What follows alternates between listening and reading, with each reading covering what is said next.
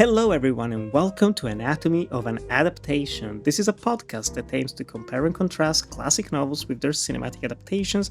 I'm your host, Nicolo Grasso, and I am joined for the first time on this new version of the show, but a long guest, co host, and good friend of mine, Mr. Ewan Gleadow from Cult Following. How are you doing, Ewan? It's been I'm a doing good. while. It's been a long time since I've done any audio sort of project at all. Yeah, it's really good to be here. I'm very glad I messaged you about this because you sent me that list of possible adaptations, and I thought, oh, that'll do me, and I'll hop on for this. Yeah, it's a pleasure. It is my pleasure to have you back because for listeners who are new to this show, basically back in ye old days of July 2021, we recorded one episode, the good Ewan and I, joined by Jakub Flash, who was recently on our Salem Slot episode.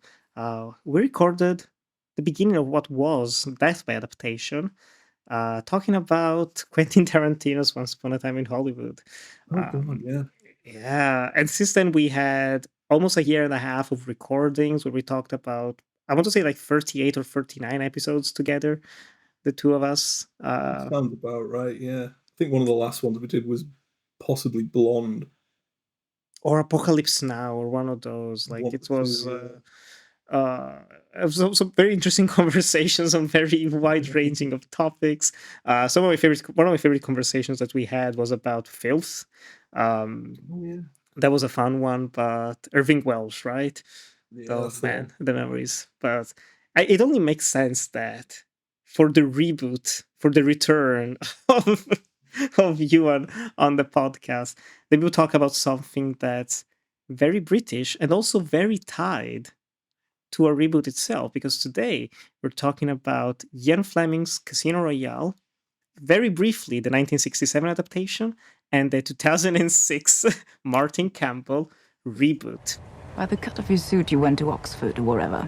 Naturally think human beings dress like that. But you wear it with such disdain. My guess is you didn't come from money, and your school friends never let you forget it. Which means you were at that school by the grace of someone else's charity, hence the chip on your shoulder. And since your first thought about me ran to orphan, that's what I'd say you are. Well, you are. I like this poker thing. And that makes perfect sense. Since MI6 looks for maladjusted young men, I give little thought to sacrificing others in order to protect Queen and country. You know, former SAS types with easy smiles and expensive watches. Rolex? Amiga. Beautiful. Now, having just met you, I wouldn't go as far as calling you a cold-hearted bastard. No, of course not. But it wouldn't be a stretch to imagine you think of women as disposable pleasures rather than meaningful pursuits. So as charming as you are, Mr. Bond, I will be keeping my eye on our government's money and off your perfectly formed house. You noticed. Even accountants have imagination. How was your lamb? Skewered. On sympathizers. Good evening, Mr. Bond. Good evening, Miss Lind. Very briefly. Yeah, that's a nice way of putting that. Very briefly. Good grief.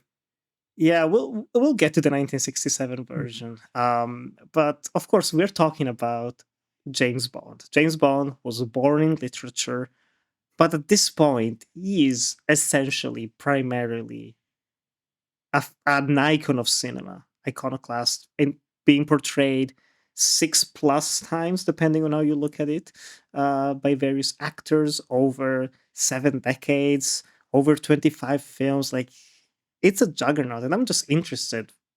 What's your history with James Bond? Like, do you remember how you discovered him? What was the first one? Which ones you grew up on? Like, I'm very much interested in that before we actually dive into the novel.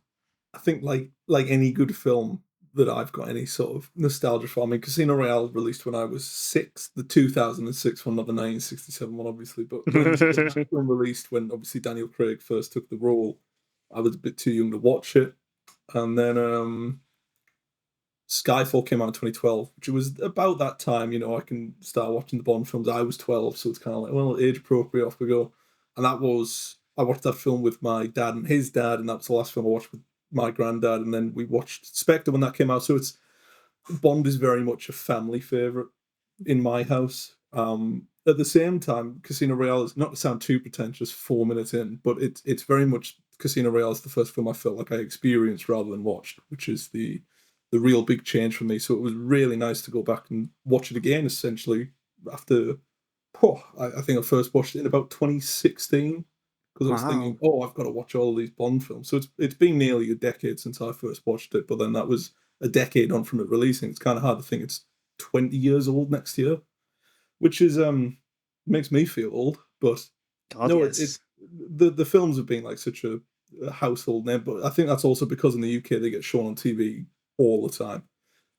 Back when like terrestrial TV and TV channels were a thing, when I didn't just stream everything on Netflix or Prime, it was like ITV2 at 9 p.m. They would show a Roger Moore Bond film every Saturday, and it was just it just felt right. It's quintessentially British, and they started doing it with the new films and stuff, so it's slotted right in.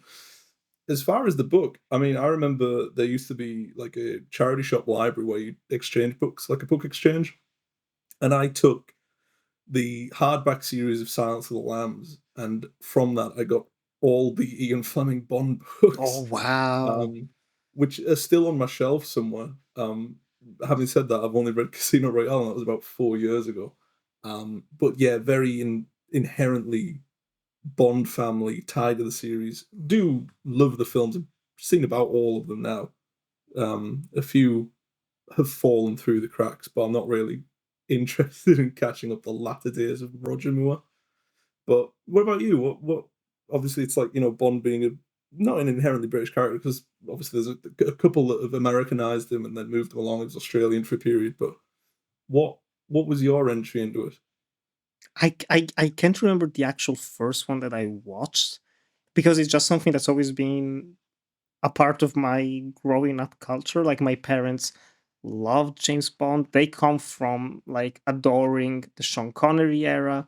By the time I started watching them, I was very much into the Pierce Brosnan one because that's when the movies were starting to come out in the 90s and early 2000s. Um, and it's still those were the glorious days where I didn't have any critical thinking. So something like Die Another Day was amazing. I was like, let's watch it 5 times in 1 week. Oh my god, the invisible car! Oh, the waves is riding the waves. Simpler times, you know. But something like the John Barry score, it's iconic. The Roger Moore era, even I haven't seen all of them yet, um, but I remember, especially like you were mentioning, which is fun. You were mentioning like watching them on 2 p.m. and in the afternoon. I remember when I was in the UK for a very brief exchange during high school. I want to say it was like 2013. I was staying in a house with a couple of elderly people in South Worthing, I think was the place, um, and they were showing For Your Eyes Only, and right after it was like one of the Connery era Bonds, and I was like, oh my god, yeah, of course, James Bond, Roger Moore, I knew it, and they were so excited about that. Then they tried to make me watch Coronation Street, and that's where I was like, I went to my Yeah, room. Coronation Sorry, Street. that's where I Haunted draw me the now, line. unfortunately. But It's yeah, retirement television. It's the Bond films are excellent. Most of them are fantastic, real achievements beyond like as action films and as pieces of art. They are immaculate in some instances. However, no matter which one it is, you can stick that on at 3 p.m. on a Sunday, and everybody would be quite happy. yeah, it's crowd pleasing, it's fun, there's action, there's intrigue, like there's so much going on, which made me very interested to just have this conversation with you because I had never read any James Bond book prior to this reading of Casino Royale. I think one of my either my grandpapa or my great grandpa even had a few of them. Especially like I managed to find like the Italian cover, those very cheap, sleazy, like paperback copies that had semi-nude women on the covers with titles like like For Your Eyes Only and all those ones. Um, but Casino Royale came out in 1953. It was the first time that Ian Fleming retired at that point. British member of the British intelligence, veteran of the Second World War. First time he brought the character of James Bond to pen, to writing, and the rest is history. There's some fun anecdotes that I was reading up going into things like he started writing this book almost as an antidote to getting married, to kind of fighting that. I was like, I'm about to get married, about to get hitched. Let me just fantasize about this fictional version of myself who's super cool.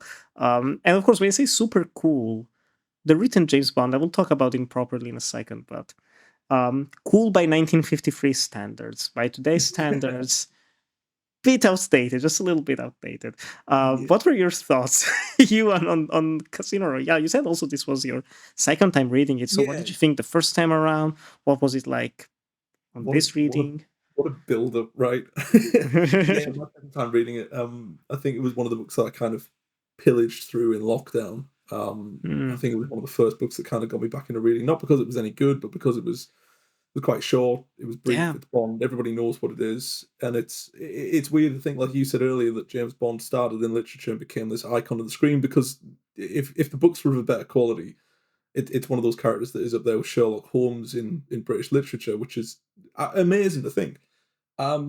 I Yeah. didn't dislike it as much this time around. Like I could happily go back into Casino Royale and read it again. It's very much as the films are like Sunday lunch viewing. The books are quite holiday specific. You could read it on the Eurostar. It feels more like, I read The Omen last month, and I didn't realize until I'd finished it that it was actually written as an adaptation of the film. But then it's Oh, an interchangeable thing. It's one of those where you can read it and then experience the film and kind of think, well, yeah, one is clearly better than the other. But it's not like you're losing anything in the adaptation process. I mean, like Casino Royale for me, very finely written. It's really brief in parts. It focuses in on some things that the film just neglects or doesn't include because it's just such a bizarre tandem. Like the two people above Bond in the hotel who are listening in, just get rid of it. It doesn't. It's unnecessary. But that's the thing. Like you said, it's kind of Ian Fleming writing as like a dream scenario for himself, this macho hero, and it is very clearly so macho. But at the same time, and I think this may be either subconsciously or accidentally, does actually make it a rather nuanced character with a bit of depth, which is it comes in the last few pages, but it's still present. Um, because in spite of himself, he manages to write Bond into situations that need the humility of being an action hero. Because without that balance, it just doesn't work. And I think the book highlights that brilliantly. There's the torture scene, there's the betrayal at the end, there's the actual, Bond falling off of his chair to evade an assassination. There are clumsy, really clunky moments that pivot away from what is expected of the action genre, those pulpy kind of novels, like the pocketbook type things. And fair play to him. I mean, not all of it's great, but it's certainly a genuine effort. Obviously, there are a few major issues with it, but I mean, not even of the times, because at that time it felt pretty reprehensible. But even then, it's like they are present, and it's easy to tackle when you think of it as an extension of Fleming as a dreamlike person, where it's kind of his reality forming up exactly what he wants, which is not always a good thing for yeah. everybody involved. Certainly not. Um, but he writes it in such a manner that it's not that part specifically, but the actual character himself and the characters that are around him and the kind of the legend status that's already on Bond at the time and stuff like that. It reads really well. It reads nicely. It's a quick book, and I think that's really the key to it. You can't, if this was 500 pages, you'd clock Oh out. God. Yeah, that would be quite different. What shocked me? There's multiple things actually that surprised me reading this, but the first one I have to say, Ian Fleming does not waste time. No, no. Right from the first chapter, is like, okay, things are happening. Bond, here's the mission briefing. Here's everyone that's involved. Go to Casino Royale. You have to play Baccarat to fight Le Oh Chiffre God, yeah. and get the money back. All of this is happening. He's very to the point. He's very clinical. I want to say he's very cold as well. Yeah. Um, in a way, and it's interesting what you were saying as well about Bond's character. You only get some actual characterization in terms of depth to him towards the end, because in retrospect, I was not a big fan of the book per se. I found it to be enjoyable, very much an easy read, um, but it was lacking a certain something, and I can't tell if it is just luck, accident, an accident from Fleming's part, which sounds weird to say about a book that kickstarted like 11 novels and three collections of short stories and all of that, plus a movie franchise. That it was an accident, but the coldness of the writing fits very well with the coldness of the character. This very manipulative, misogynist, a secret agent who is just trying to get the job done, and his job is to play the people around him, is to play the cards right. But yeah, it does lead to some surprising outbursts of violence. This is the second time recently reading a book for this podcast where I'm just thinking, like, nowadays people complain about certain content in books and films and whatnot.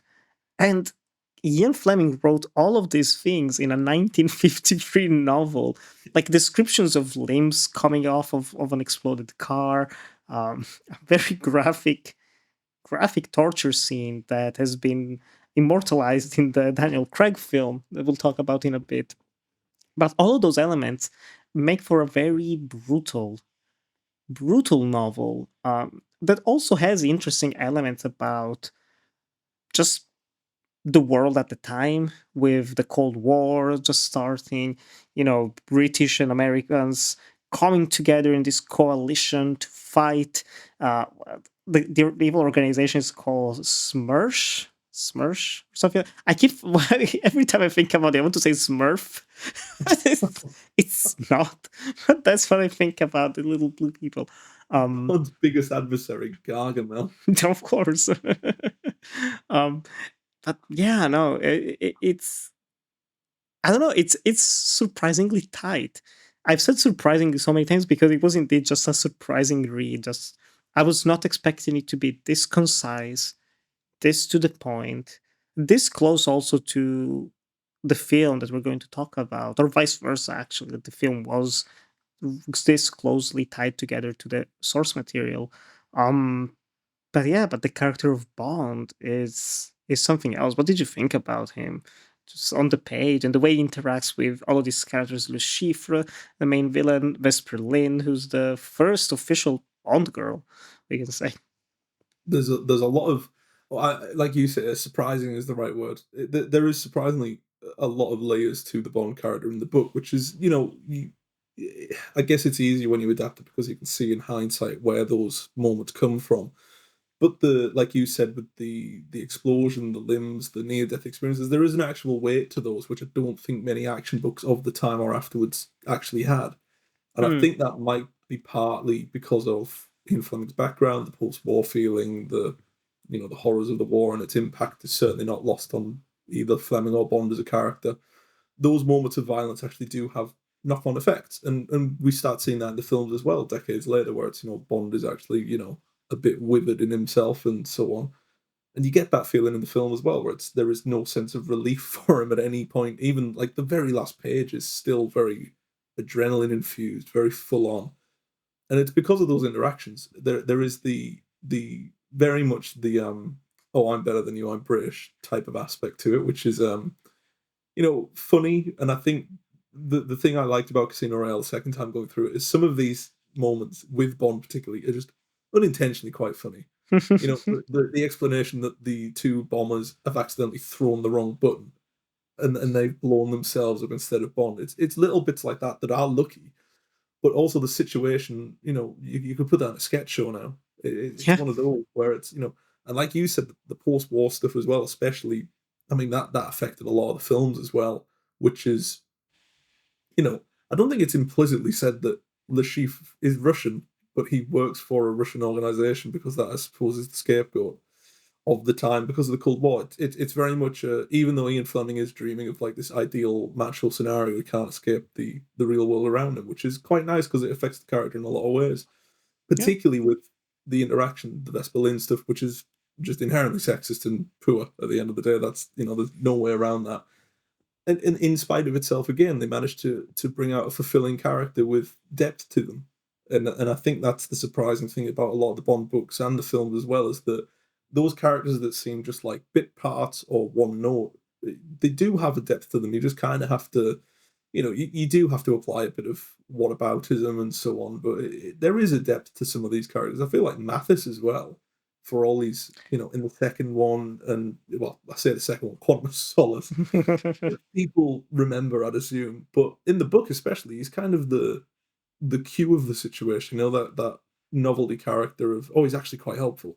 And the interactions with Bond are, you would expect them all to be cool, calm, collected, but actually it's very frenetic. There's an adrenaline there, and I think that's what keeps the book going, is that the interactions are actually hinged on this kind of material that can just kind of ebb away.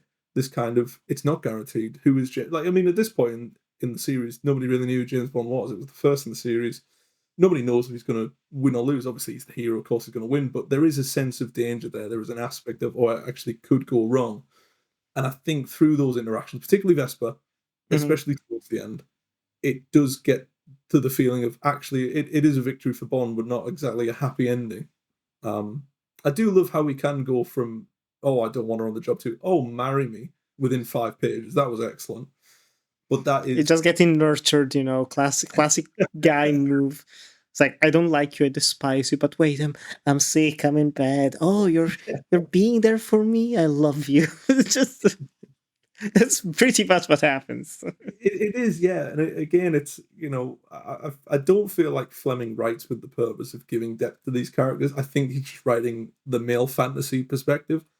But along the way, he does actually accidentally, for the sake of the plot, pick up things that could be considered very depthful. I mean, that it's expanded on the film as well, which I'm sure we'll get to. But especially in the book, the bit obviously at the casino table, which a lot shorter than I remember it being at the casino, playing baccarat. And when the guy comes up with the cane that's disguised as a shotgun, and he actually feels like quite shaken by that, and there's time to develop his feelings on it rather than just, oh, back to the game. And that's what surprises me. There is a bit of a nuance there, not enough to warrant reading it again and again and again, but it is there, which is quite nice. Yeah, no, totally. And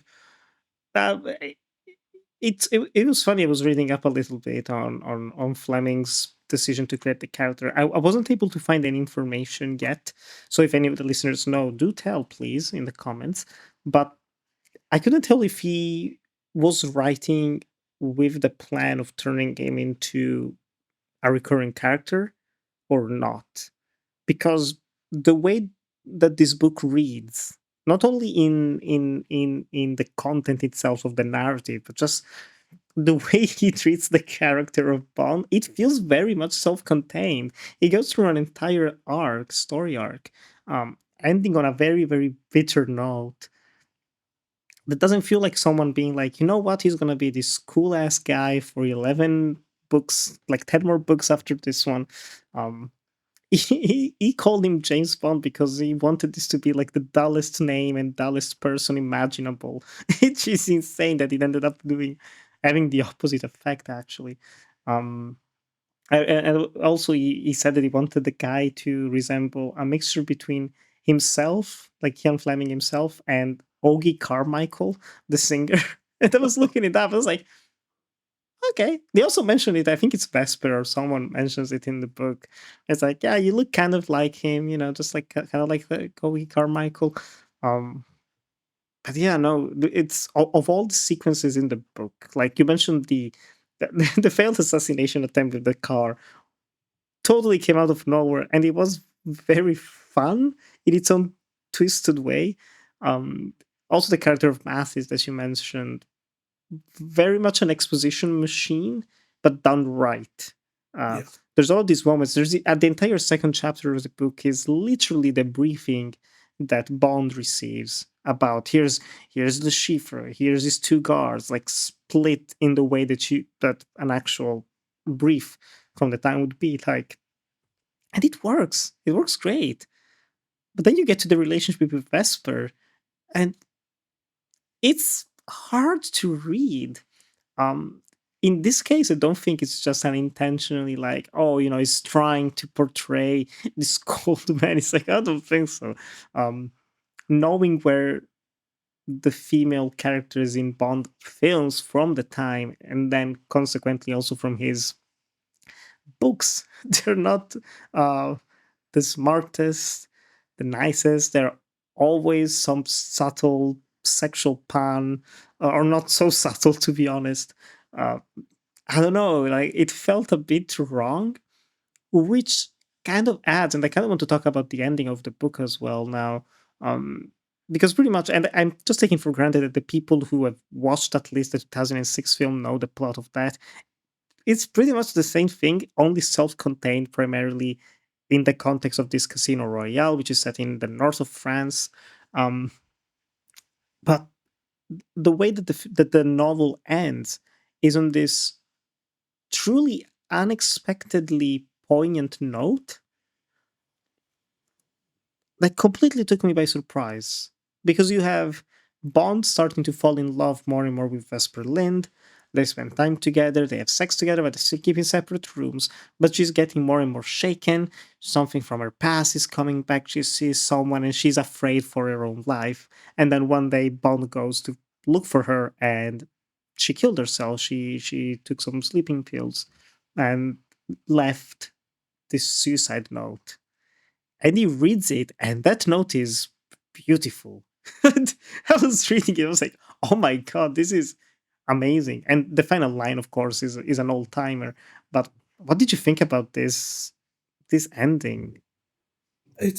See, the issue for me is that it's a difficult pivot after spending about 150 pages of Bond going, oh, we don't need a woman on the mission, and then the last 25 minutes is trying to do it over as, oh, Bond is actually infatuated by this woman, is deeply, madly in love, and I guess it's of the times and etc. But at the same time, it still doesn't read well.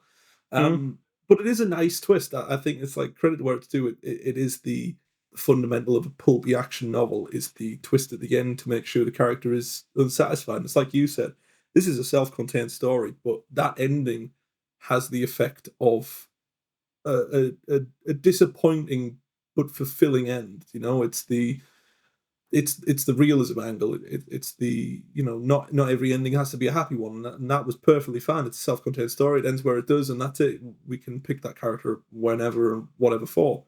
Obviously, 11 is plenty story to be fair to him. But it's very strong, and it's especially with the modern perspective now, and the correct perspective at the time as well, is to have some empathy for the character when they do end up dead at the end and are revealed as a double agent. It does hit the right emotional note. I just don't think that was his aim. I feel like he was meant to be thinking, "Oh, we're on the side of Bond. Yeah, he's being duped.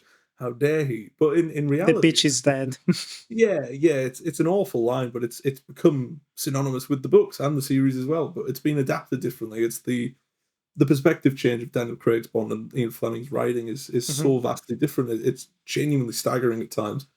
But that end bit, it's the suddenness of it captures that emotional root. It doesn't matter what character it was. You could do that with, well, you couldn't do it with Mathis, but you could you could do it with another character, and it wouldn't land the same. So for Vesper, it's kind of we look at her, I guess, in the context of we know what the movie is like, we know what it's meant to be, and with that additional context, we can't go back to the old context of not having seen the movie, and therefore we add an extra layer to the character ourselves, which is the beauty of going back to these books. Really, is filling in the blanks yourself, because there are a lot of blanks in it.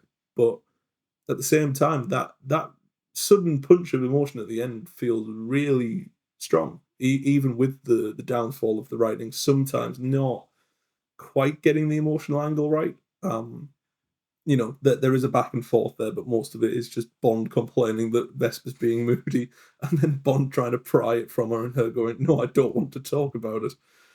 Um, Yeah, that's constantly it's almost, I don't know, I don't know. I want to say it's almost unintentionally clever, because the hate is so real. The misogyny is yes, so real. It's hard to be like, no, no, no, but it's intentional. Like it's not like he doesn't feel that way. Especially considering this is coming from a man who is writing this book to kind of cope with the fact that he's going to get married. This womanizer is finally getting hitched. So it's like, oh man, let's just write this awful woman. Who readers are supposed to hate at the end, I guess, but they had the complete opposite effect. Even during throughout the entire novel, he's always belittling her, making fun of her, pointing out the mistakes that she's making, which turn out to be just Vesper trying to sabotage his mission, trying to be the double agent that she is. Um, to the point that when she actually she has this tremendous guilt also killing her, and she tells Bond to kind of learn to love in this beautiful letter, all those poignant things, and his takeaway is fuck her. Fuck her, she betrayed me, just throw me away. So yeah, One man's journey to discovering his emotions. yes, which is part of the unintentionally smart nature of the book for me, because you have if we want to look at it in this very modern way, where Fleming was so clever and he actually did all of this on purpose, you're spending so much of the novel with this male protagonist who is kind of a brute, a bit slow in some regards, very clever in other ways, definitely cleverer than the Americans, because we have the character of Felix Leiter, who appears is just kind of there just to help Bond out with giving him some more money. Politically, it's meant to be this, oh, you see the coalition, USA and UK together fighting the Soviets. But it does kind of make fun of the Americans for not being good enough at their job, where they do need this cool British agent. But you see him kind of trying to shed this armor, and the moment he completely sheds it, he's like, I think I'm in love with this woman. I want to marry her. I want to get out of MI6. He discovers this betrayal. And yeah, the rest is the history of the books that we're going to read. Um, he becomes this cold person who can't love, who can't feel these emotions, who's always detached from others, because the one time it did, early-ish in his career. It's never explicitly stated. It's one of his first missions, but yeah, he gets hurt. He does, and that's it's a romance at the heart of it. It is, though. It is, right? Yeah, I mean, it's for all the faults of the book, its attitude towards not just women but also Americans, and in that post-war glaze, it's Fleming and Bond by extension feel almost resentful of that bailout, and there's a lot of English history at the heart of it, which is just the English feeling very resentful that they've had to have help or have feelings, and it's in spite of itself is quite interesting to read. Obviously, I'd say one of the two films fills in the blanks quite well and develops it really brilliantly, and the other one got Burt Bacharach on the soundtrack, which is even Stevens. Let's talk about 1967's Casino Royale, because Well, let's I'd not. just a few minutes, just a few minutes, because I watched this film and I have to justify this this viewing experience. In life, you hear from people, don't watch this film. This film sucks. Don't watch it. And then I was like, I'll give it a shot. And I watched some movies, and it's like, they weren't that bad. People were a bit too harsh. It took me 10 minutes, probably less, to realize I was not going to have a good time with this Casino Royale. A Casino Royale that, might I add, in the opening credits, it doesn't say based on Ian Fleming's book. It doesn't say adapted by Ian Fleming's book. It says suggested by the novel Casino Royale by Ian Fleming. Baffling. A 2 hours and 20 minutes spy comedy parody of something that wasn't well established yet, directed not by one, not by two, but by 5 different people, because they kept getting off the project. and starring an insane cast: Peter Sellers, Ursula Andress, Woody Allen, David Niven, Orson Welles, Deborah Kerr, William Alden, John Huston, who's also one of the five directors. Like, stacked. Of course, you mentioned the great Burt Bacharach on the soundtrack. Uh, what a score!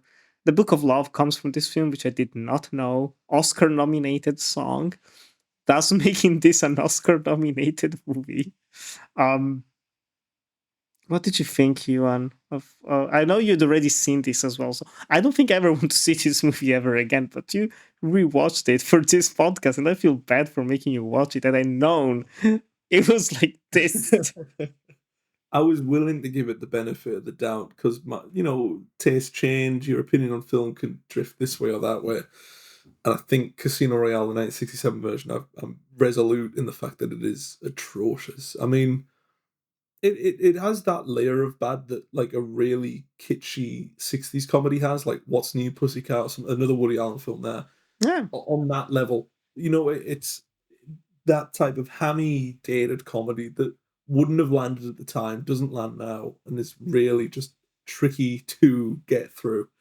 I mean, the bulk of the problem isn't even the cast itself, because that is an impressive cast. It's just how they're utilized, which is always going to be a problem when you've got that many big names.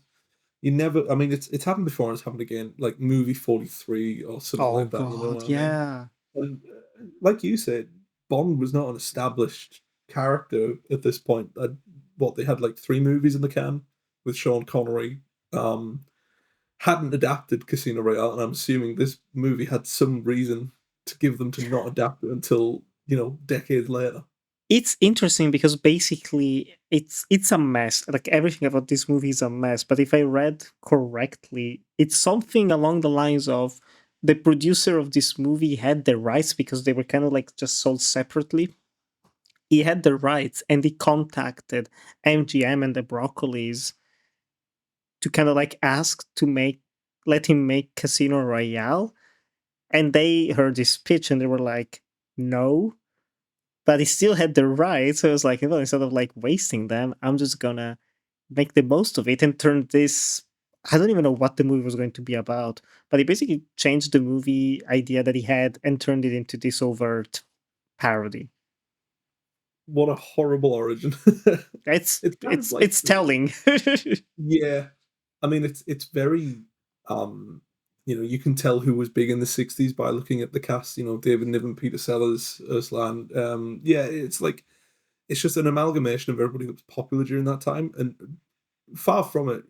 Excellent actors all the way through, very very intelligent, very excellent performers, except when they're in this movie, which is just like a charisma vacuum. It's awful. And that's for a number of reasons. Production horror, 5 directors on one film is a bit ridiculous. But that I don't know if you saw the behind the scenes documentary where I know it one director, exists. It's like 40 minutes or something on yeah, YouTube. yeah, and it was it. I hate using the term all the time because I've used it like 3 times already, but it is what audiences at the time, I assume, would have wanted from a Bond adaptation, a kind of campy spy spoof. The Carry On films were really big at the time. They were winding down. There was a want for kind of post hippie, come down US influenced movies in the UK. Because you had this, and then on the other hand, you had things like Kes, which were very nitty gritty, down to earth, real Mhm. adaptations of the real world, which is, so under the guise of escapism film, Casino Royale is probably better suited to that. But then at the same time, and again with the benefit of hindsight, it is probably one of the worst spy spoof films ever made. And I mean, But it almost necessary, I would say, in a oh, way. I 100%, think yeah. the failure of this helped future Yeah. filmmakers. Casino Royale walked so Austin Powers could run his ways. Austin Powers' Top Secret, which, speaking of, we're recording this on the day when Val Oh Kilmer yeah. passed away, so R.I.P. But that's the type of movie that this Casino Royale wanted to be, Yes. but it almost hadn't been invented yet. Like a spoof movie of this level, where it's not even like, I don't know, the like Bell Brooks Blazing Saddles was after this. in the 70s. And even then, it's such a focused film, which is something this one isn't at all in any way. They have this running joke of having like 6 or 7 different people who call themselves James Bond. Woody Allen plays Jimmy Bond. Jimmy Bond. Oh god. I tell you what though, I do like the whole six Bond thing. Not in delivery because the execution is horrendous, but the actual suggestion that James Bond is a code name used by other spies, I'm more than happy with that. But that is the one tangent that this film gets right amid like just a flurry of very, very difficult moments. Why Another James good, Bond owns tigers, I don't know. that whole opening, Jesus. Yeah, it's so random, which I haven't said in a long time, but it is fitting for this film. It's so random. Um, there are a couple of things that I did like. Of course, as we mentioned, the soundtrack. Big fan of the soundtrack. It has kind of like outlived the movie in many ways. I did not know that even the main theme was from this film. When it started playing, I was like, no way, no way that's been the Casino Royale theme for so like no, it has a different name for sure. It's like no, it's originally for this film. Way too good for its own good. Way too good. Almost makes you believe you're going to be watching a good film. You also see the cast. It's like, hey man, 2 hours of this, great. Um, but also Orson Welles in this film. I love him. He does not fit into this in any way. He clearly had a miserable time, but the way that he says Baccarat, so it's like his deep voice, Baccarat, and does magic tricks, He does making not the want to table do that. float and whatnot. That very much feels like trying to appease him because I know he didn't enjoy working with Peter Sellers, to say the least. So it feels like he's Understatement. just suggesting things while sat there going, "I want to make the table levitate." It's like, okay, Austin, yeah, sure, you can do that. Yeah, why not? And it just feels like they're trying to appease somebody that is under contract and does not want any part of it, which is it happens. But there are just the jokes that are within the film, and I get it; it's meant to be satire and so on, but it's not satirizing anything. It's satirizing something that wasn't cemented in culture at the time. It's satirizing something that was kind of new and finding its feet. So how can you satirize something that isn't solidified? It doesn't make sense. If this had happened like a decade later, then it probably would have had the same issue. Yeah, it would be interesting to see a Casino Royale parody film released around Moonraker's time. Maybe At it that will point, they look would better have than parodied this. it themselves. Yeah, the pigeon doing the double take in Venice. I think that's Moonraker, actually. Insane, insane. I'm sorry you had to watch this film again. I That's apologize. 4 hours I'll never get back. But we did also manage to rewatch the 2006 film, directed by Martin Campbell. Second time he came on board to reboot a new era of Bond. Previously, he came with GoldenEye, the first Pierce Brosnan film. And it's kind of funny because you have in the late 80s Timothy Dalton with The Living Daylights and License to Kill, who was deemed too dark, too violent, too gritty. We need a reboot. We need a reboot. Martin Campbell, GoldenEye, Pierce Brosnan, crowd pleaser, excellent film. People love it. Pierce Brosnan gets like 4 more movies, 3 more movies. Die Another Day comes out. This CGI heavy schlock fest, sci-fi, North Korea, Madonna on the soundtrack. Okay box office, not so okay reception from critics and public. They had to start anew once again. And the entire James Bond franchise is interesting in terms not just of like film history but action history, because I wouldn't say any of them did something new or original. They were always kind of like reactionary to the times. What's popular now, what are people liking, do that. Like Moonraker is like, but oh, Star Wars, people like space, Star Trek, Moonraker. GoldenEye was from the 90s era of those swashbuckling type of movies that were coming out, and then you get with Die Another Day, it's like all the CGI from the X-Men era and those early superhero films. And then we get a reboot of sorts with the Jason Bourne series that comes out. People like their espionage movies now fast, dirty, gritty. People are shouting. It's shaky cam. Oh my god, it's intense. Let's do that with Bond. Let's do that with Daniel Craig. Controversial choice at the time because it did not look like Ogie Carmichael and Ian Fleming. Very blonde, very pretty, very blue eyes. But then the movie came out and people loved it. The question is, did you love it, Ewan? Oh, that's a loaded question. It's I was looking back at when I'd last watched it on Letterboxd, which is great for keeping track of how old I'm getting. And progressively over time, this is just a film that has gotten better and better and better. And I think this is the first time in so many years where I've watched it and gone, I absolutely love it. I adore this movie, and I think it is not without its flaws. It's got plenty of faults, but you can overlook those minor troubles in the kind of ambition of the project. It is ridiculous how well they pull it off. And like you say, the director of GoldenEye returning to do another reboot of a series he just rebooted about a decade before. It's an incredible feat of endurance, but it's also the appropriation of the very first book. It's the adaptation of the book that they just kind of glossed over because of this issue or that issue, and it's fair enough. And to use that as the launch pad for your own new brand of Bond is incredible. It feels like the obvious choice, but at the same time also feels like a bit of a risk given the the parodies of it, the where the action genre was at the time as well. You think of things like Enemy of the State and things like that were like releasing prior to it, not in the sense of it's like Bond, but it's just the action of the times. I remember that one with I can't remember the name of it, but Robert De Niro and Jean Reno are in it, and it's just very pulpy. Ronin? That's the one. Yeah. Oh, It's that's just good. Arrow Films released it, I think. But there was a lot of action films, like you said. Bond films kind of felt a bit behind, but they were behind enough to feel a bit light-hearted about it. You had Moonraker essentially riffing on Star Wars, but it was 5 years since the Star Wars film. It was kind of like oh yeah, do you remember this, kids? And it's like that kind of attitude. It's like Facebook and TikTok getting the videos 5 months late.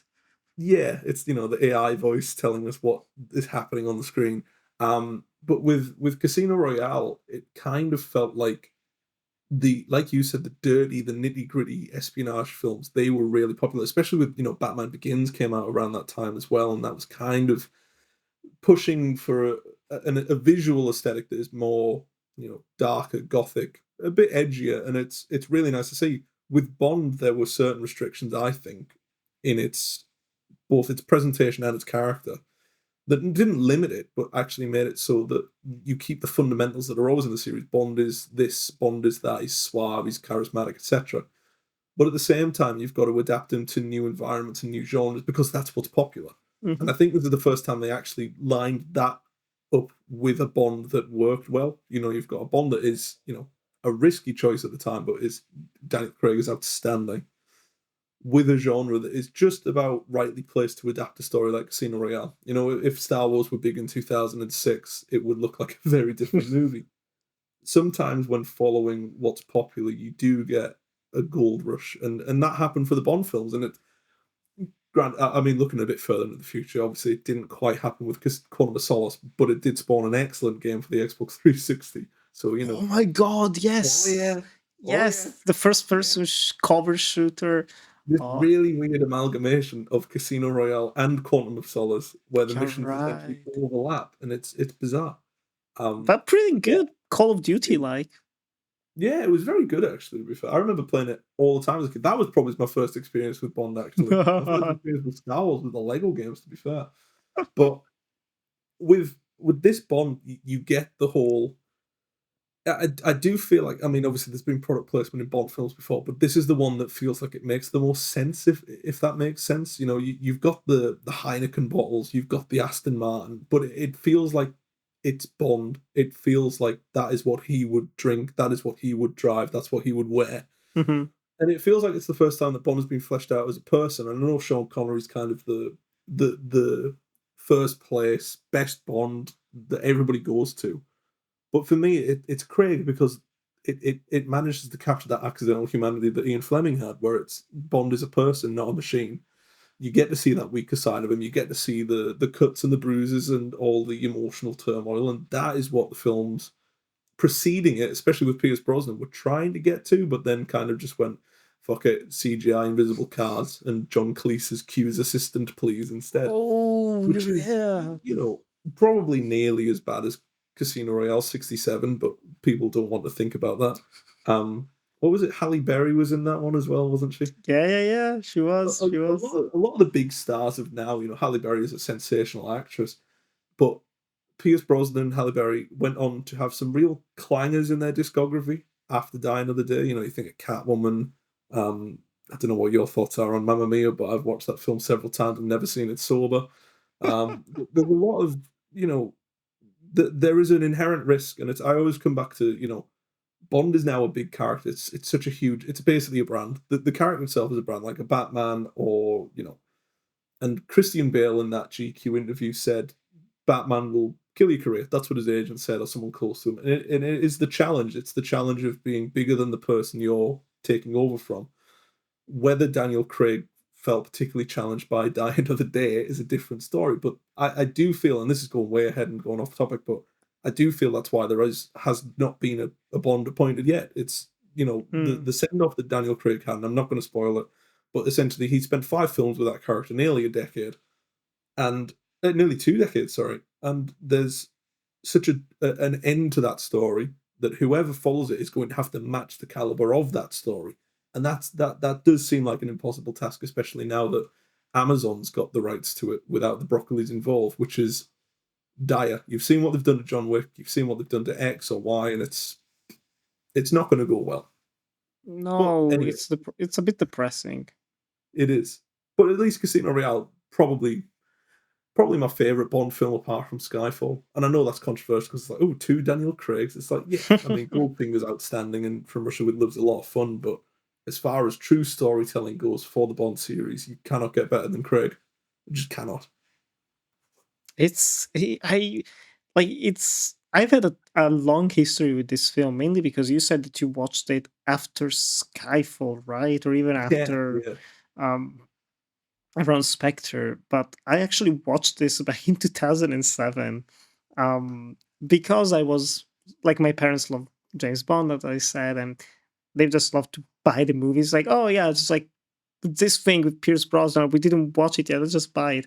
Um, and when this one came out, Casino Royale, they didn't know anything about it. I was like, it's just a new James Bond film, starting fresh. Why not? And the movie starts with this grainy black and white action scene where Daniel Craig is choking someone to death and slapping him into the wall. It's like, is this the right disc? Can we watch it the right movie? Oh no, no, okay, yeah, yeah, they're doing the barrel roll. Okay, no, no, it's James Bond. Okay, okay, interesting. Uh, and everything culminates, like, there's so many things that are not appropriate for a 9, 10-year-old kid to be watching, especially if you're going in with the mentality of, oh, I really like Die Another Day. So by the time we got to the torture where he gets his balls smacked, it was a bit of a shock, a bit of a shock. So for the longest time, my family and I, like, we didn't have an appreciation for Casino Royale. We all skipped Quantum of Solace because it was too soon. I was like, ah, no, whatever. But I then think Sky, everyone did. true, true, for good reason. I will say I want to rewatch it, but it has so many problems with the writer's strike. Um, Definitely a rush production, but even the idea of doing like a straight sequel didn't really work. Whatever. Um, but then Skyfall came out. Everyone loves Skyfall. Gotta go see Skyfall, and it was indeed a great film. Watching it in the cinema, especially. Oh man, good memories. So I revisited Casino Royale. I was like, well, look at that. It's a good film. It's a very good film, actually. Um, and rewatching it even today, it's been almost a decade since I last watched it. It's great. It's not so much just a great James Bond origin story. It's also a great adaptation of the book, and it's also, in my opinion, just a great action film. Because I wouldn't necessarily say that the previous Bond films, outside of maybe like GoldenEye, that's kind of it, um, are objectively really great action films. Like, no one would ever make a top 20 of a decade and put a Bond film in there. Maybe From Russian with Love, you know. Um, but Casino Royale is its own beast. It captures the darkness of Ian Fleming's writing. It actually updates and makes the accidental smartness of the book into actual good screenwriting. You know, Vesper Lind is a real character here. She has great back and forth with Bond, and the way Eva Green plays her is, in my opinion, she's never looked better. She's probably never been better. Now that's a maybe that's a bit too much, but she's just great, and she came on the scene with a bang. Same thing with Mads Mikkelsen. First time almost anyone watched him in an English language film, and he steals the film as Le Chiffre, um, because he shares the same vulnerability and darkness that Bond has.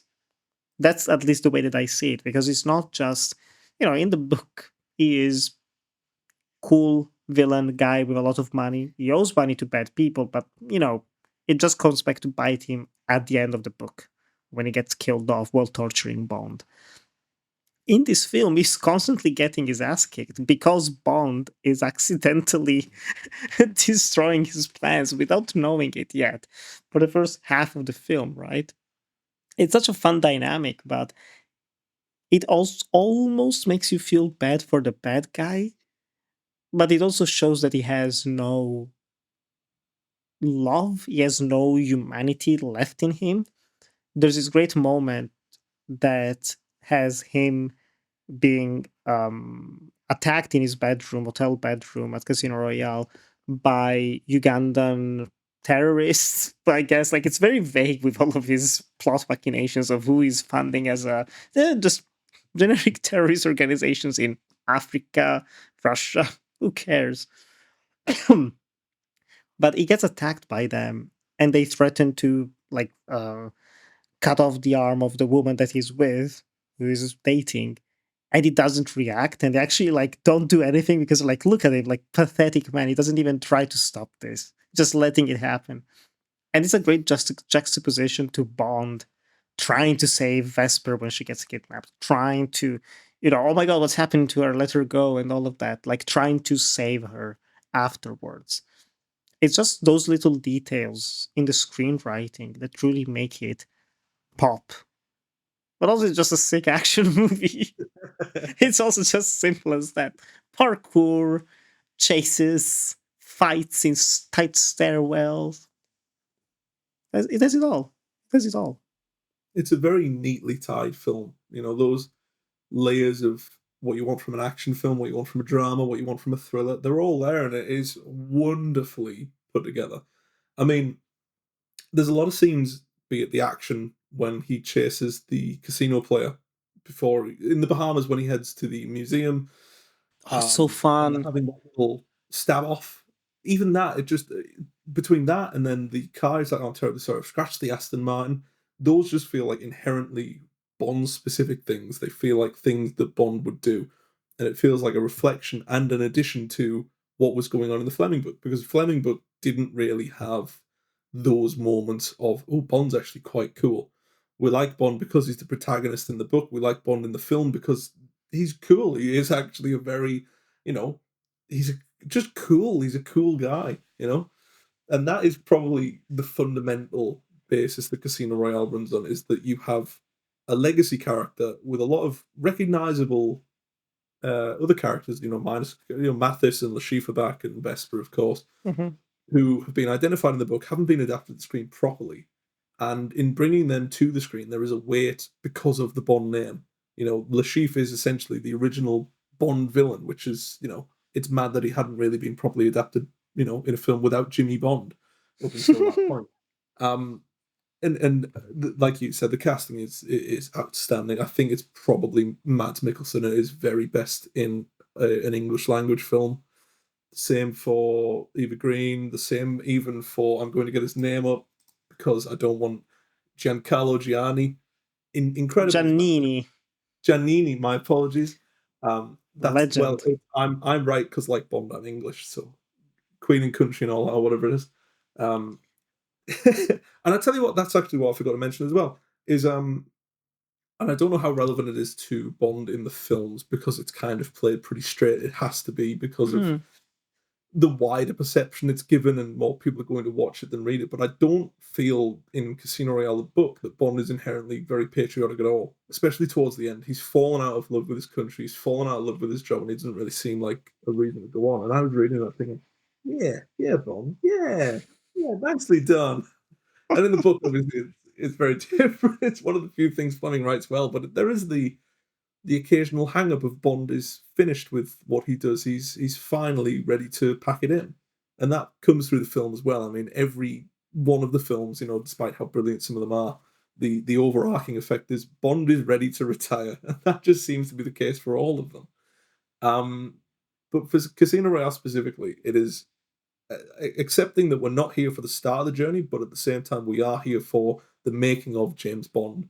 He's had missions before. We don't really get to look into his training. We don't need to because we see it unfold on the screen and with those action moments, which are outstanding, so much fun. Every time I watch the Daniel Craig Bond films with my dad, he will actually cringe because he loves his cars and he will cringe Oh, Aston Martin's blown up and the Audi's getting scratched. It's like, oh, please use the Fiats or something. And it's part of the whole Bond aesthetic now is the look of coolness. And I think, coolness is a weird word. It was cool in the 80s, but not anymore to use it. But that branch of slick dark suits, the white shirts, it overwhelmed contemporary media from about 2000 onwards. I mean, it's like you had Bob Dylan did adverts for Victoria's Secret, the lingerie company. really? He was in a slick black suit and you had the cool music playing, and it was the key aesthetic choice that I'd have. And I don't mean to compare Bob Dylan's Victoria's Secret advert with Casino Royale, but it was the overarching machoism of the times. It was the early 2000s aesthetic of, I don't know what the equivalent would be in Italy or Europe or America, but in the UK you had something like Zoo magazine or Nuts or GQ. It was very male oriented, with, like Fleming had in the book initially, a very sexist outlook, a very male centric attitude of, women are there to look at rather than speak to type of thing. And it was disgusting, but it was very popular at the time, especially in UK magazines. And, to some extent that still occurs in other forms, but not as glossy magazines, which were kind of front and center in supermarkets. And it definitely feels like Bond is sometimes a response to that. It does feel like Casino Royale has a bit more respect than the sort of lad culture of the times. This is a time when 2 pints of lager and a packet of crisps was on TV, which was dark days for comedy. But it does feel like the attitude is starting to change. There is a sense of, there's a sense of perspective in the air. There's something that's changing that narrative. And for Bond, especially, in keeping it with modern times, it's probably the first film in the series that actually assesses that. It's one of the first in the series to actually reverse it and go, actually, the outlook of these films and the way we treat the characters needs to change, and it has changed. You got more of a narrative longevity out of the Bond series from this point, whereas the ones previously, I think the only one I could think of is Pierce Brosnan had recurring characters, and that's about it. I can't remember who played him. The guy that played Hagrid, who passed a few years ago, he's in 2 of the Bond films that Brosnan's in. Essentially, he's a crossover character that gets a whole narrative arc over 2 films, which is nice, but it's the baby steps that led to a development of real importance for Casino Royale, which is, tangent aside, a beautiful film. It's gorgeous. It looks brilliant. It's just a phenomenal film. And what I will say, and I don't know who printed the original run of Blu-rays, which is the one I've got because my dad bought it when it first came out. What I will say is that the sound mixing on the Blu-ray release of Casino Royale 2006 in the UK region is pretty poor. You got to turn it up like 50 to hear the voices, and then Chris Cornell tries to give you tinnitus. Not a nice blur, but it's a beautiful soundtrack. And I do, actually, speaking of the soundtrack, and this will be my last point because I feel like I've nattered on for too long, the decision to leave the actual Bond theme until the very end, genius, beautiful. It's a clean break, Glorious. so an acceptance of where it comes from. It's a belief in the formula that made Bond, but an assessment of it as we can do this better.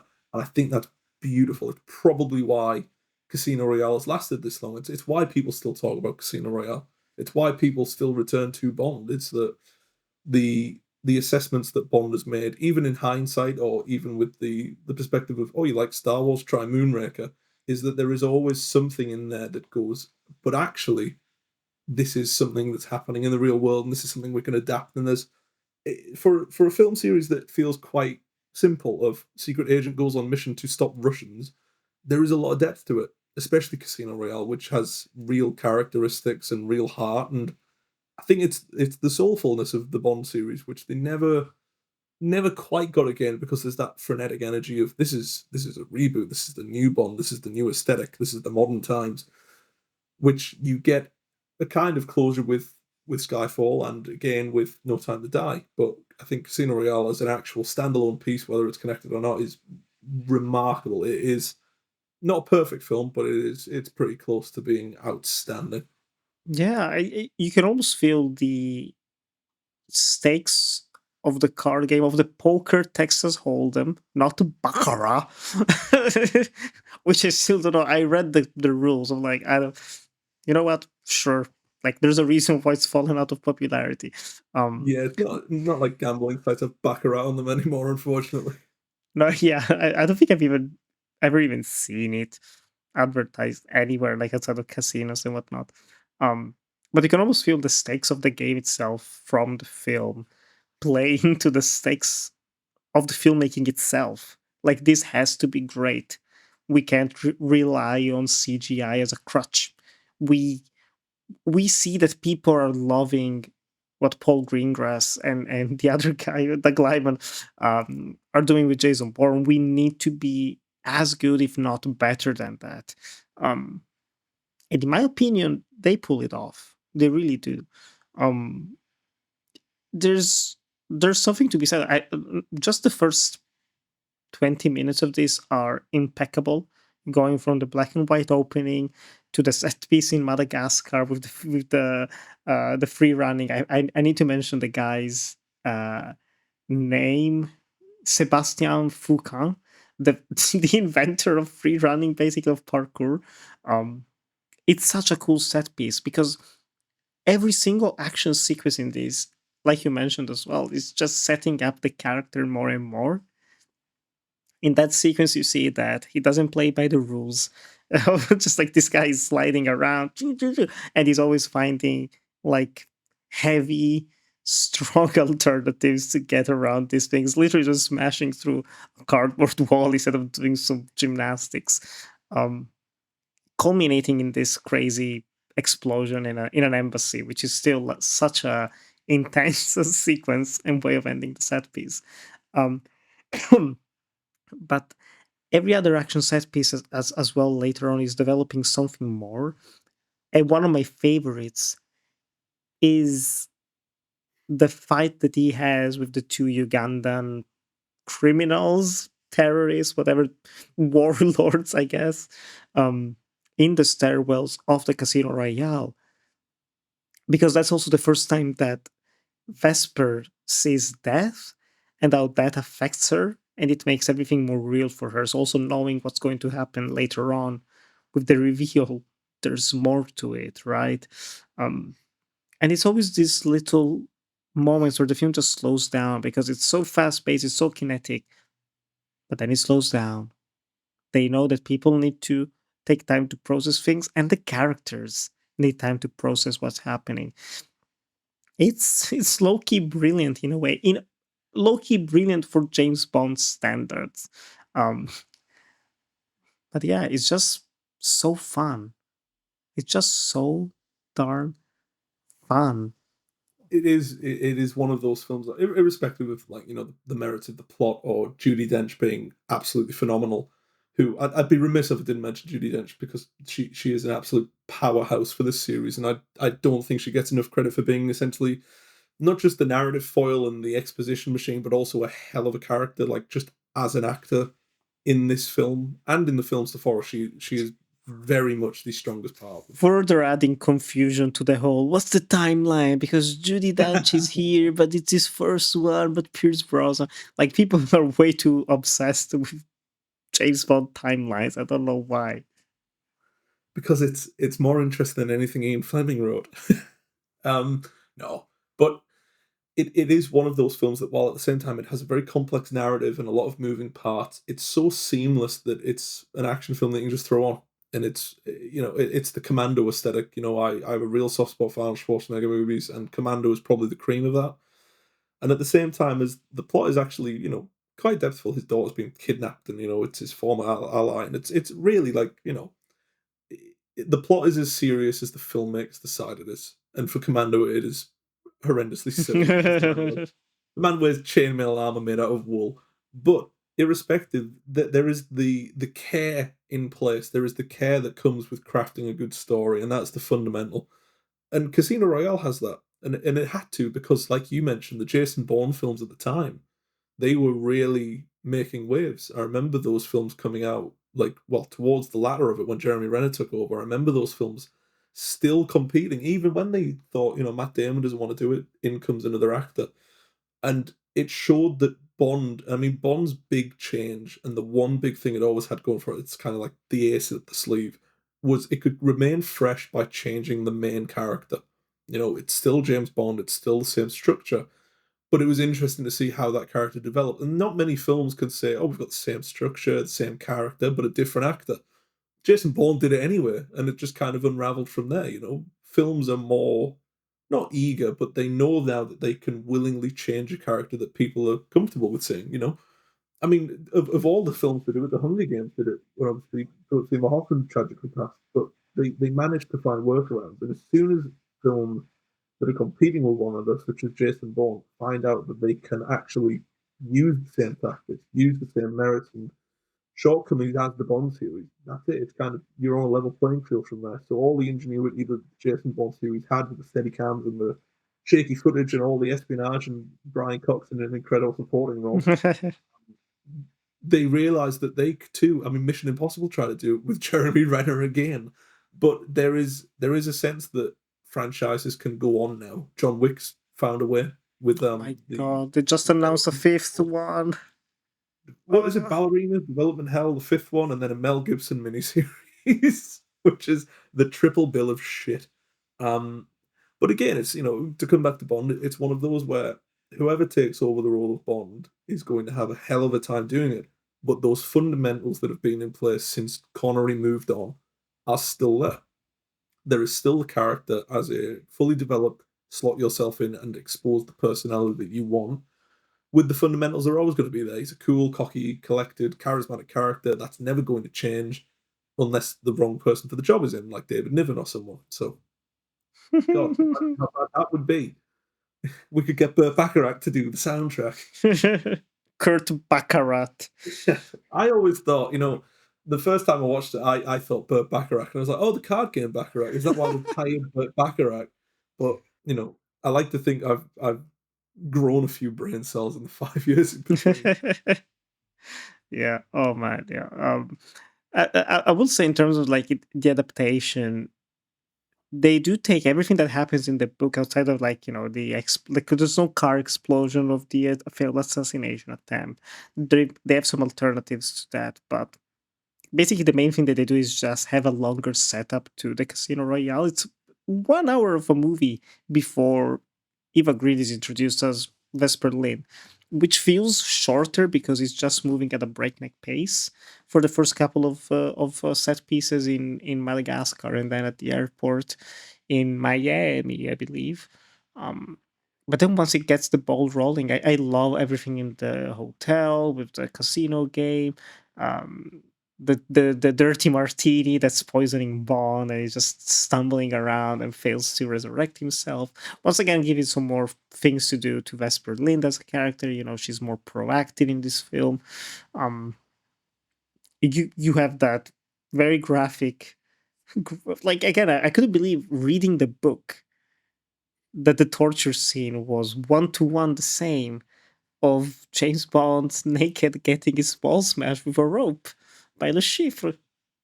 Again, there's a couple of images from this film that are forever stuck in my mind because I watched it way too young and unprepared for what I was about to see. And it's that scene because, of course, it's memorable.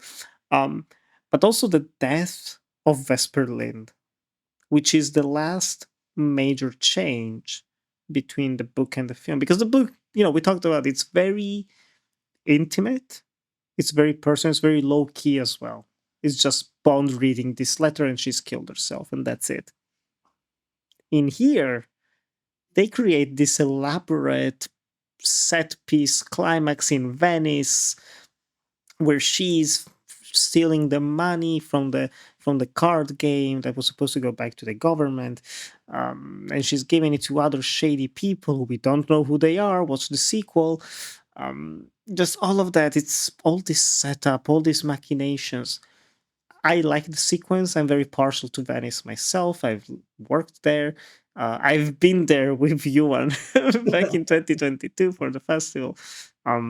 But I don't know. I think in terms of pacing, it slows down a bit because you mentioned some of the negatives. This for me is one of the very few negatives that I have.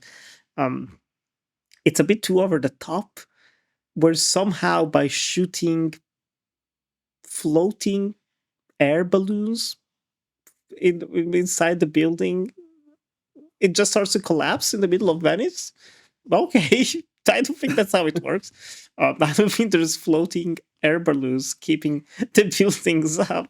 I But watched this whatever. at a very young age, and I assumed that this was what was happening in Venice, and I didn't question that until obviously I flew there for the festival. It's like, So no, I of just course. assumed, That's why it's moving around because you're yeah. I mean, air for 22 balloons. years, I thought it was just a balloon city. Yeah, I just thought it was propped up on kind of carbon dioxide and oxygen. Um, it is over the top. I 100% agree with you, and I think that I don't want to give them the benefit of the doubt because I do think it's just a poor way to end the film. And I think my one gripe with it is that you've spent so long building up this atmosphere, this suave set of casino rulings, the real the thrills of the game and the look involved with it. It's cemented perfectly. The Chief is an excellent adaptation here. Only to wrap it up with something that feels like you're testing the waters of an action film from 5 years ago, and it comes back to that point of Bond is playing catch up with genres of whatever's popular. It feels like it's too big for its own good. It feels like a Die Hard ending rather than something that ties the story together. That's a good one. A Die Hard ending. You're right. You're It's right. the big blowout, and I kind of get it. It's this is a reboot of a franchise that was known for its big action pieces, especially over the last decade. The Golden Eye scene with Sean Bean, even Golden Eye's opening when he steals the fighter jet. I get it.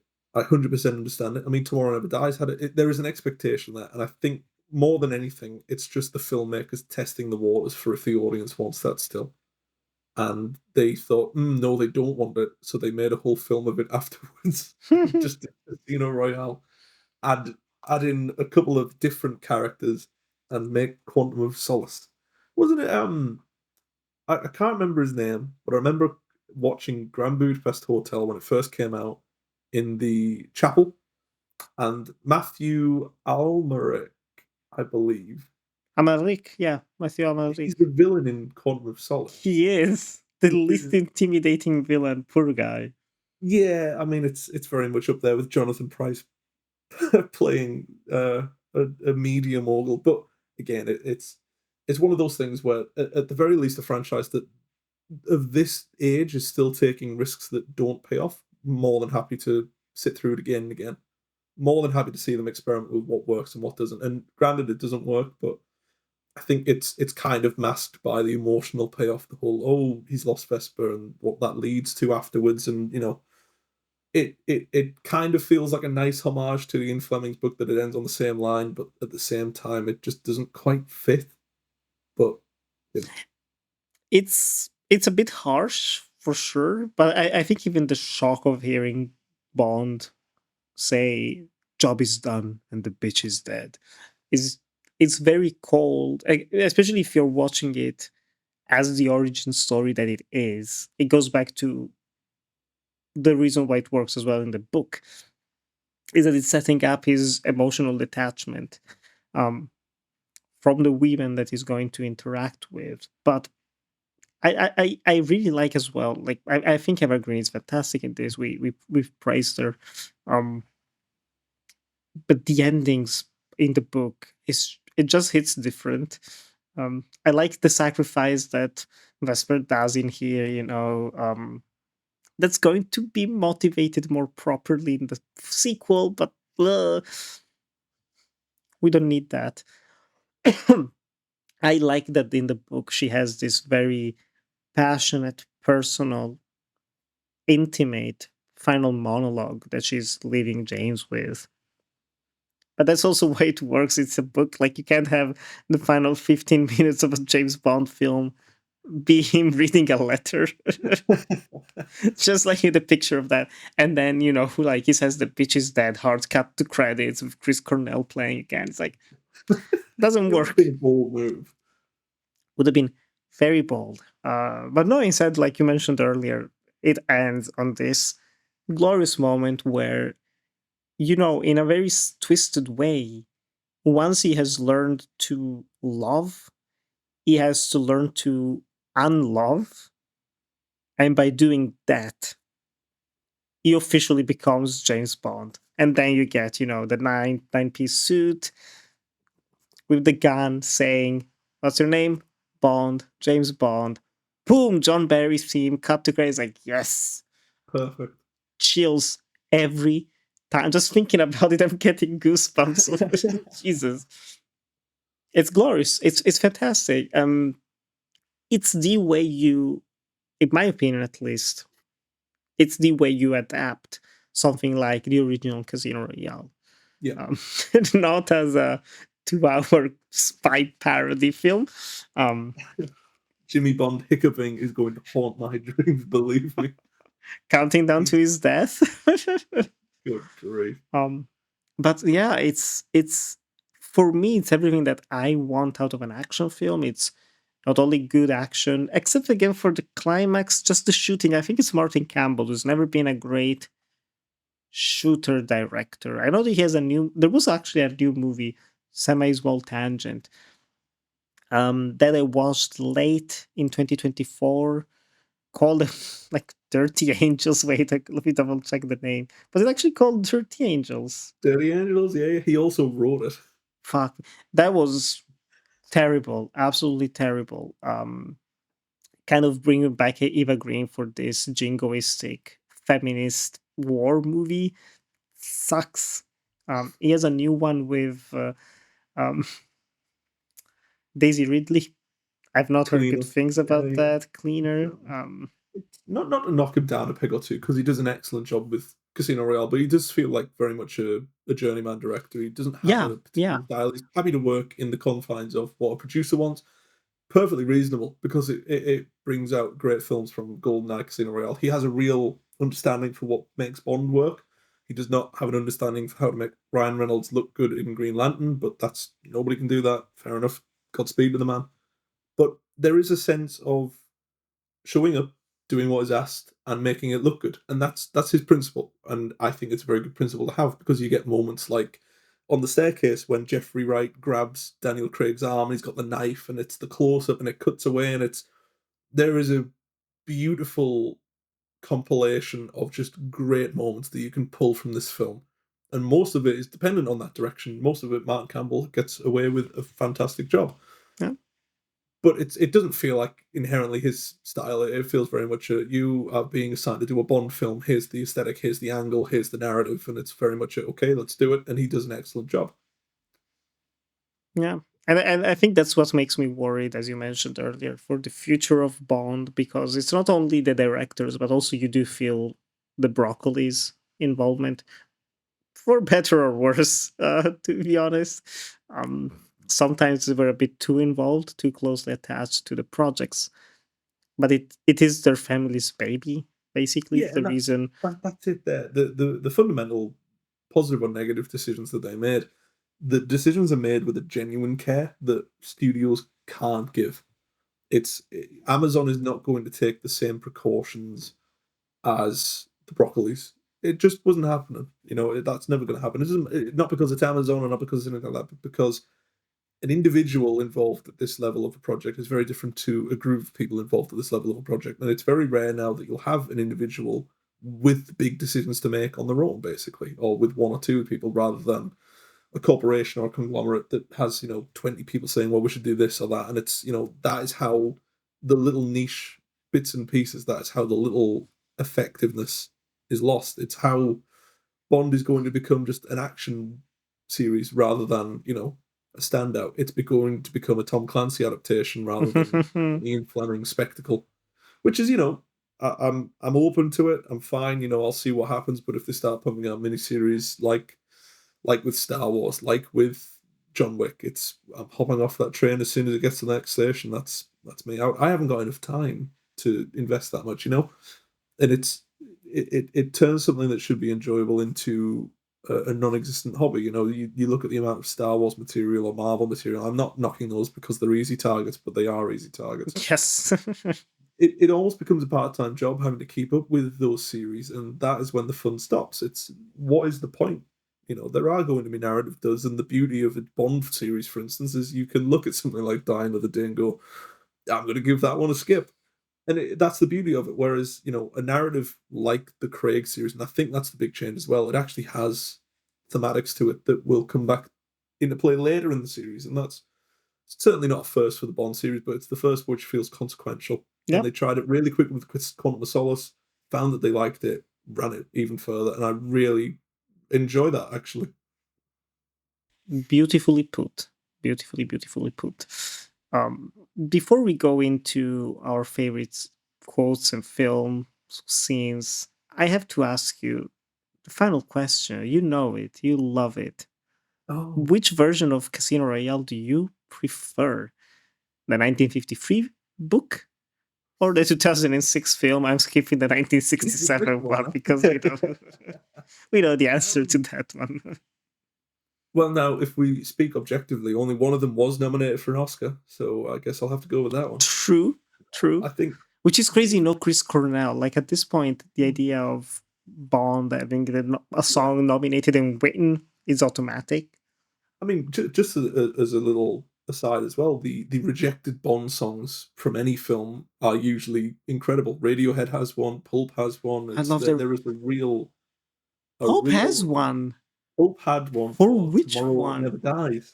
No way. I need to look And for it. one of the first albums I ever bought was This Is Hardcore, and it's featured on the double LP. And obviously, to get around, they've sent it off to Bond, they've had it rejected. You can't use the title, so they re-recorded it, and instead of Dies, they changed it to Lies. So Tomorrow Never Lies, and it works just as well. But it's an incredible song. There's also the story of I can't remember which one, but Johnny Cash would always send a Bond film soundtrack in, be like, use this, and like, we haven't even requested one from you. Please stop sending in unsolicited songs, Johnny. And he's like, no, you should use a country themed. I think it was Thunderball he did one for, and everybody went, okay, that's wonderful, Johnny. Keep that to yourself. But yeah, I mean, the adaptation of Casino Royale, the Daniel Craig one, is possibly one of the. I don't want to sound over the top, but I do truly think if you look at the perspective of adaptations, whether it's Lord of the Rings or Harry Potter, those kind of household names that have the financial success as well, James Bond Casino Royale is probably one of the best achievements when it comes to the adaptive process. It's a remarkable feat of endurance that it even made it to screen, and the fact that it was so brilliant when it got there. I mean, it doesn't speak to the qualities of the book because it transcends them completely. It goes beyond what the book can do by being its own thing. And I think that's what the best adaptations always do fundamentally, be it Silence of the Lambs or Filth. It finds workarounds for the shortcomings of the piece and therefore is a better project because of how it's solved these things, The shortcomings of the Fleming book are that it's pretty naively written in certain situations of social and economic life, and it doesn't really have an ending that fits the screen. And the job of the writer then and the department that is catering to this adaptation is to make sure it works properly, to make sure all the moving parts are there, and to make sure it's adaptable. And doing that is far harder than people let on. I can think of dozens of adaptations that I've sat through and gone, yeah, it was okay. Hmm. Nothing quite on this level, especially for action films, that is as good as Casino Royale. I think probably the only other one that springs to mind, and I don't know if you did this episode with me years ago, but do you remember Black Sunday, the Oh, Frankenheimer was it? Frankenheimer movie? I read the book at the start of this year, and the book is okay, and it is Oh, truly amazing that they got a great action film out of that. I'm fascinated. But again, it's one of those where you take the concept of the book and run with it. You just see where it ends up, and Casino Royale does that beautifully. It is, I think, beyond it being a family favorite, it is a personal favorite. I think it's just such a wonderful experience. It's probably one of the best action blended with dramas that you can get right now. Um, I don't think anything has come close to topping it just yet. I'm excited to see what will.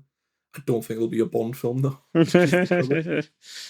Maybe that Novocaine will do the job. uh, Don't pull that face of disgust. sure. Can't make us see tons in it. Why not? Why not? Go on then. Which one did you prefer? Did you prefer the sexist book, the terrible comedy, or the genre-defining action film? The answer is easy after this conversation. Um, it has to be the 2006 film, but yeah, I wasn't the biggest fan of the book, even though just thinking about it and talking about it has made me respect it more. And I kind of want to read more from Fleming now to see if no, if it's not No, okay. no, Well, no. you know, life is short. I can focus on other books then. Um, but it was an interesting read for sure. But it made me also appreciate this reboot and this adaptation even more because they, like you said, they just run with the things that work in the book and they expand upon them and they get more time to just let the characters breathe and live and feel like more real people. Um, the writing, especially in the scenes between Vesper and Bond, are just great, just great. Um, Not enough Felix Leiter for my taste. I do like Jeffrey Wright a lot, but he always gets a bit um, put on the wayside in all of these films. I don't remember if he was in Quantum of Solace. I kind of want to rewatch it now. Um, but yeah, just a great film, great action, great espionage. There's a lot of cool moments of him finding ways to distract people and move around the space, which is so fun. It's great. It's genuinely one of the great action films of the 2000s for me. Which is not something I would say for almost any other Bond film. Maybe Yeah. Skyfall? Maybe? Ooh. Skyfall feels like more of a dramatic conclusion to a story that had ran for 20 years with a side character rather than there are action pieces in it, and that True. big climax is probably some of the best action the Bond series has seen. But it does feel more like a transitional period, again, for a more minor character, but at the same time it's whether or not we see another one of those transitions. Do they keep Ray Fiennes on? Do they keep, Hmm. Ben Whishaw? Do they keep X, Y, and Z? And that's not to pile the pressure on for the Bond series in the future, but those are the questions they kind of have to weigh up as well as just is Bond going to be Aaron Taylor Johnson or Idris Oh. Elba? Yeah, and Skyfall was also very reactionary to Nolan with Oh yes, both Inception and The Dark Knight. So they once again copy from him and try to make it work, which it does in Skyfall. Doesn't really with Spectre, because what was Spectre? Spectre was like the franchise thing. People are like, Avengers and stuff. Everything is connected. Let's connect everything half-assedly a little bit. And No Time to Die ended up being kind of like this semi conclusion to this series, but also, it looks and feels like a John Wick film of sorts. yeah, It's like sleeker action. It has the long takes. It has a oneer towards the end, like all those things. I do like No Time to Die actually, but I've only seen it once. I think for my money at this point, just like kind of like to close the conversation on Craig era Bond at least. Casino Royale and Skyfall are neck and neck. Though I probably yeah. prefer Casino Royale for the pacing. Um, then No Time to Die. I think it's actually a worthy conclusion. I'm not that upset about the ending. I don't get people are upset about the ending as if I don't know. I don't know. It's like an insult or something. It's like I don't get it. You can't do that to Bond. They did. Let's just deal with it. Um, and then it's probably, I mean, Spectre. Spectre, I always enjoy watching in the sense that the actual physical act of watching the movie is enjoyable, but everything afterwards is just thinking about it is pain. Some of the worst like chases in a Yeah. Bond film. There's the Rome chase scene that has no gravitas, no anything to it. It's just flat. And then of course, Quantum of Solace is just a mess. That it was born as a mess. It will be remembered as such. Maybe rewatching it, I will think it's okay-ish, but I doubt it. Mark Forster as a director is no Martin Campbell. Speaking of journeyman filmmakers. Oh man. On that note, then, do you have one quote or passage from the book that's your favorite that I really stood do. out to you? I actually, for the first time in a year, made notes for a podcast Oui. show. Yeah, I do. Um, he would have done his stuff, trying to rescue her before they got her off to some hideout, but if he didn't catch up with them, he would go back to his hotel and go to sleep and say no more about it. And that's kind of for me, the quintessential Bond in the books. It's he has to be the hero, but if it doesn't turn out the way he wants it to, he's not going to lose any sleep over it. And that is a view that the films have challenged well, and it's a view that the book challenged well too. I think that quote really does summarize it. It's he will try and be the big hero of the day and make things right and that the world is in order, but Yeah. at the end of the day, he understands the perspective of he's just one man, and it's the surprisingly humble aesthetic of Bond as a character that is well aware of his abilities and also aware of the limitations of those abilities. Yeah, that's a great line. There's a lot of great lines, I have to say, Oh yeah. in this book, which I was not expecting. I was reading some quotes and things about Fleming's writing and even the way that he looked at it himself. Like he didn't treat it as art. It's not viewed as art, but there is art in it, Yeah. which is very, very playful almost from him. Little Um, slices of excellence. yeah. I did write down like a few quotes that I really like just to see which one would stick out to me. I am still recovering from a cold, if the listeners couldn't tell, so I can't actually read a long quote without coughing my lungs out for most of it. So I'm going with a very, very short one from Vesper to Bond, where she says, "Surround yourself with human beings, my dear James. They're easier to fight for than principles." Kind of like, instilling that little nugget of what it could be, what it can be after he recovers from, let's say, one of the roughest breakups you can have. Um, but yeah, no, everything from that letter is great. I really like Vesper as a character, um, more so in the film than in the book. But the way that she's sent off, I've said it before, but just it really stuck with me. If it weren't for that ending, I would feel way colder on the novel. Yeah. Hmm. Well, for the film, for the 2006 film, do you have a favorite scene? We're skipping the 67 part because it's not worth it.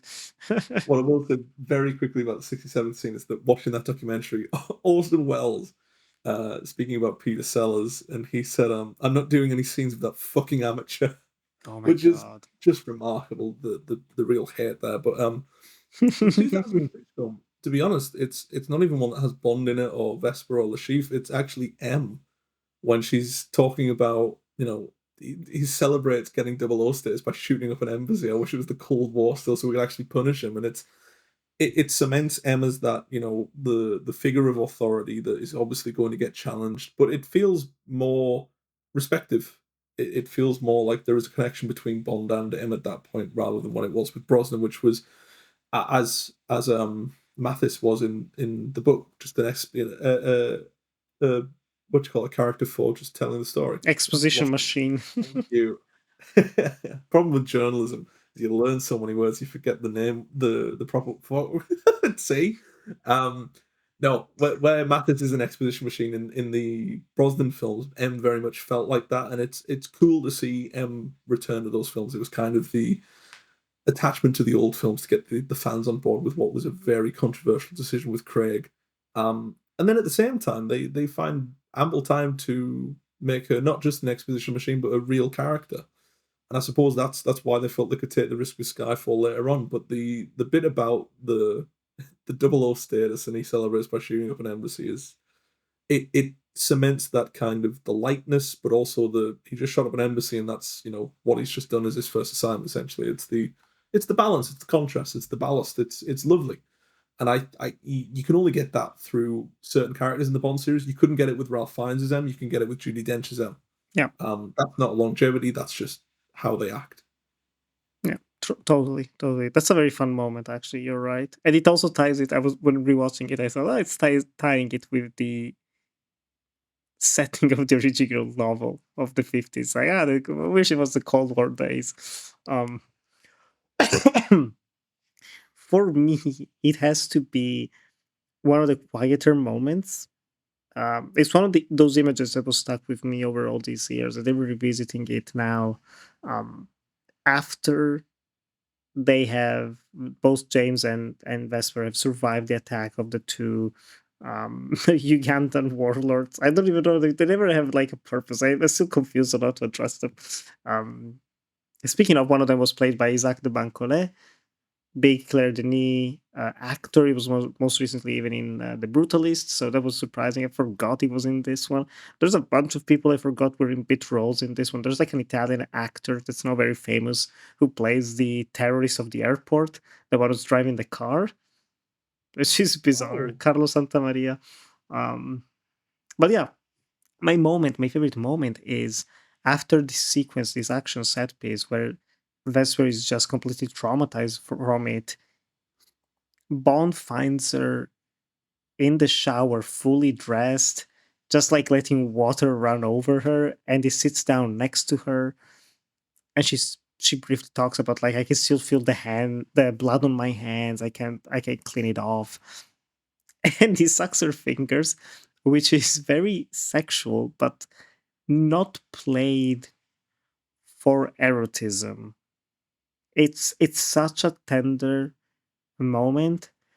It's the first true part of the film where the both of them are vulnerable with one another, and it's all played in one single shot. Just the camera dollies in after Bond enters the frame and sits down to her and then pulls out. It's simple, it's clean, but it's so effective. Says so much about these characters, and it also kind of like makes you recontextualize just the violence in these films. Which is also why I don't love the ending in Venice, kind of like to close things off, because it's not like Bond is going around just like randomly shooting people. Even in the embassy, he's shooting at like the pipes and things to avoid shooting the actual soldiers and diplomats. He only shoots the criminal that he was chasing, and that's it. And then in the climax, he's gunning down like 15 people in Venice in this exploding building. I don't know, it's a bit much. But yeah, those were our favorite quotes, favorite scenes. And so the show is over. This episode, once again, has come to an end. Ewan, thank you so much for joining me. I hope we'll see you again very, very soon. Pleasure. Where can our listeners find you if they want to keep up with your writing? Cultfollowing.co.uk. That's it now. I know when we did older episodes, go back and listen to them. It's a lengthy list of places that I used to write or still work for in some instances, and handles on social media, but don't have social media anymore. I don't plug anywhere that I don't want to, and it's just Cult Following now, which Clean is and simple. Clean and simple. More music than film, but there's certainly some film, some video games, some bits and pieces. A lot of it, I will admit, is slop to get the advert on, but a lot of it is actual review work and solid essay work, rather than Paul McCartney said, "What about the Beatles?" There's the yin and the yang. You have to pay the bills, Yeah, but that's the thing. It's like any website. There is quality if you sift through the shit hard enough, and surface level on cult following. Go and have a look. Yeah, then the link can be found in the show notes below. Meanwhile, you can follow me on Instagram and Blue Sky at NikkiGran97. Also on Letterboxd, you can find my writing. And you can follow this show at Anatomy of Adaptation Pod on Instagram to stay up to date with all of the upcoming episodes, because stay tuned. In a couple weeks' time, we'll be back talking about Solaris, the famous sci-fi novel by Stanislav Lem. Thank you so much for listening. We hope you have a fabulous day. Goodbye.